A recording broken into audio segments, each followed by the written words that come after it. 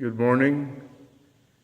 Today is March 26th, Saturday, here at Washington Family Church, National Cathedral, and we're reading from Cheon Seong Gyeong, Chapter 2, Training and the Mind and Body. Section 1, what is training? Number 1, training means tempering and polishing one's character. Where do you find the standard for this tempering and polishing? These are two types of people, or there are two types of people among you: external people who amount to little more than flesh, and internal people. Taking the fall into the account, we have external fallen people and internal fallen people. Both need training in order to gradually come to resemble the character of an original person. The character of an original person resembles a child to whom nature bows and whom God kisses and embraces in his bosom. Accordingly, the character of an original person is the standard for your training. Subtopic, becoming an object partner of goodness. Number 2, how much have you done for the Unification Church? Have you existed for the Unification Church, or have you sought personal benefit from the church? This point you need to know is the line dividing good and evil. Good and evil are not unrelated. When your will deviates from God's will, good and evil separate. Good continues along the normal orbit while evil follows an abnormal orbit. Today, there are principles of ethics and morality as well as social ethics. However, such principles don't come into play when we serve our own interest. These principles engage when we live for others. Therefore, as a Unification Church member, rather than thinking about yourself, you should think about the Unification Church 24 hours a day. Do not detach from the Unification Church, even in your dreams. Number 3, unless we become good people of God, we cannot hope to form families God desires.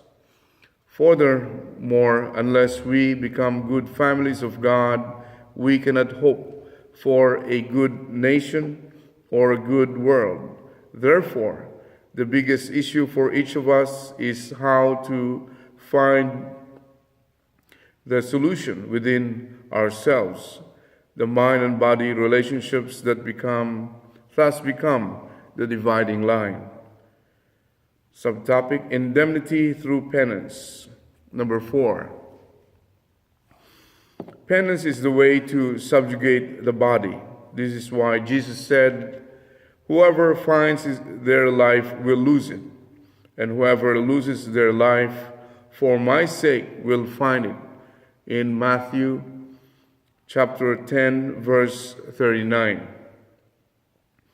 This means we need to sever from what the body craves. We need to remove what the body covets. Number 5, it is wise to seek the most demanding and austere religion in history.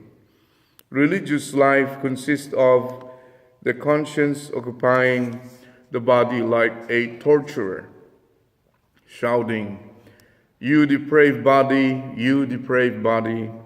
pummeling the fleshly desires into extinction, never to rise again. Our mind has to torture our body.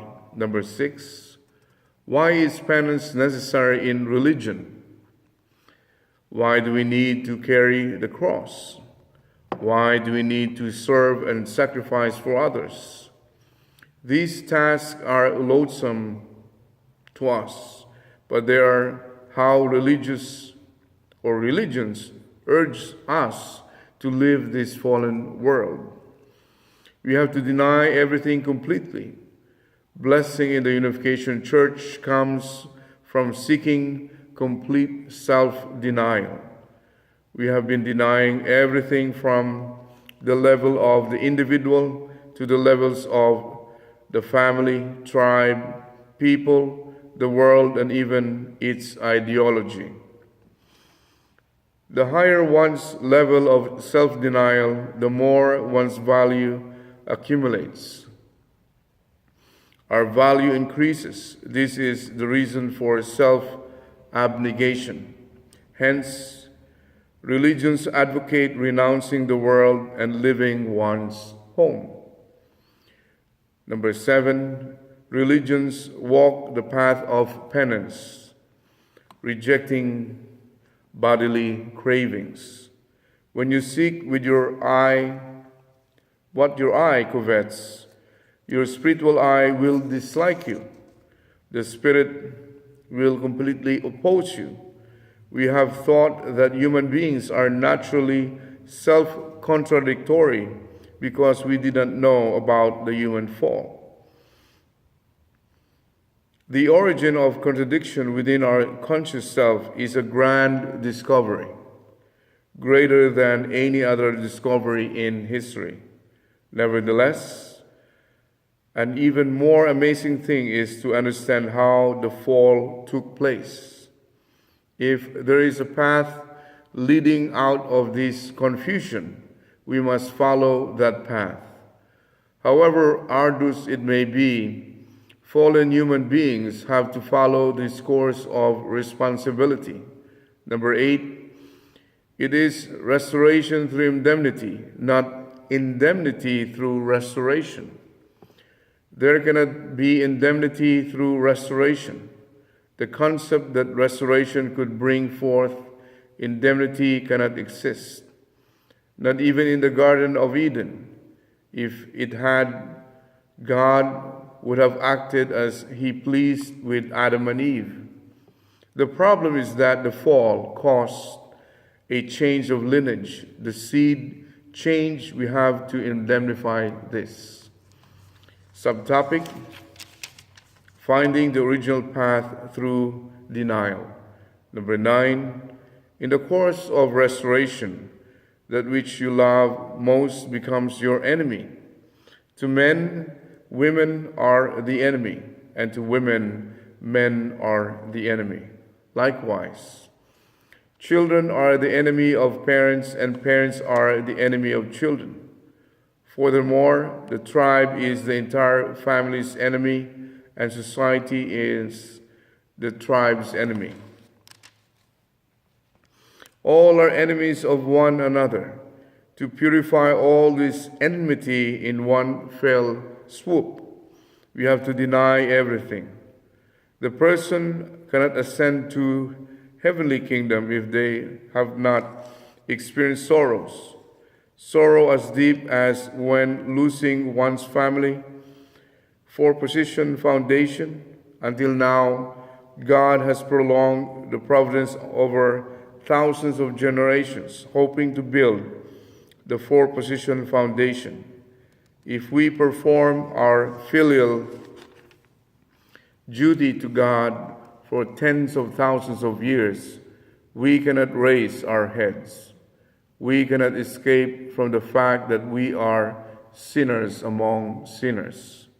Number 10, to enter heaven, you have to deny Satan's blood and turn back. We need purity, pure blood, so we must become filial children in a family grounded in pure love and pure lineage. However, we have not become such devoted children. neither have we become patriots in the nation. In the family, we have to become pure children of filial piety, pure patriots, loyal saints, and loyal divine sons and daughters.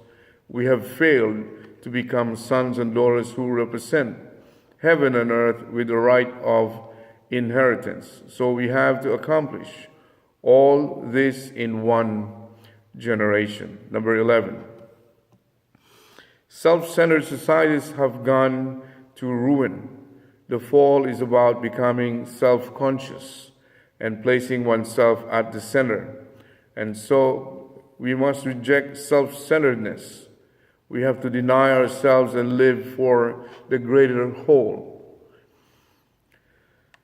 Thereafter, we will blossom. A plant emits fragrance only after it has received nutrients from its roots and lives for a year and has blossomed flowers.